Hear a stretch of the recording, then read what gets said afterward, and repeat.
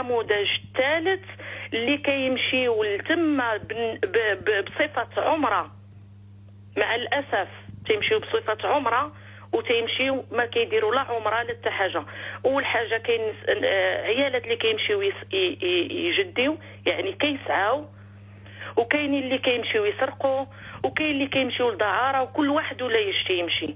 يعني هذا الموضوع هو صراحه خاصها تكون توعيه في وسط المغرب، وخاصهم يحاولوا ما امكن يمنعوا هاد العقود نتاع العمل لدول الخليج، لان اللي متادي بالدرجه الاولى هما دوك البنات اللي كيمشيو